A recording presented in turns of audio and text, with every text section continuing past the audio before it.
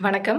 நெறைய பேருக்கு குளிர்காலம் வந்தாலே மூட்டு வலி பிரச்சனை வந்துரும். அதுவும் முட்டிய சுத்தி நல்லா வீக்கமாகுறது, நல்ல தசைகள் எல்லாமே வந்துட்டு ரொம்ப ஸ்டிஃப் ஆகுறது, இந்த மாதிரி பிரச்சனை வந்துரும். கால் வலி பயங்கரமா இருக்கும்.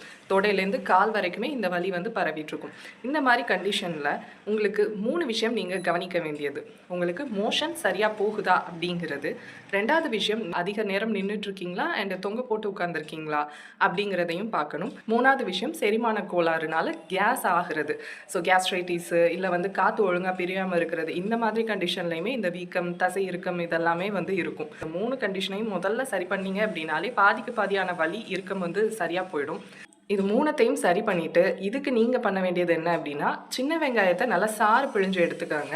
அது கூட கடுகு எண்ணெய், மஸ்டர்ட் ஆயில்னு சொல்லக்கூடிய கடுகு எண்ணெய அது கூட ஈக்குவல் குவான்டிட்டி சேர்த்து கலந்து, அத வந்து அந்த வீக்கம், தசை இறுக்கம் இருக்க இடத்துல நீங்க அப்ளை பண்ணிட்டு வந்தீங்க அப்படின்னா, உங்களுக்கு வீக்கம் வந்து நல்லாவே கம்மியாகும். அதனால உண்டாகக்கூடிய வலியும் வந்து நல்லா கம்மியாகும். ட்ரை பண்ணி பார்த்துட்டு கமெண்ட்ஸ்ல சொல்லுங்க. மறக்காம யாருக்கு முட்டி வலி இருக்கோ அவங்களுக்கு இத ஷேர் பண்ணுங்க. Thank you.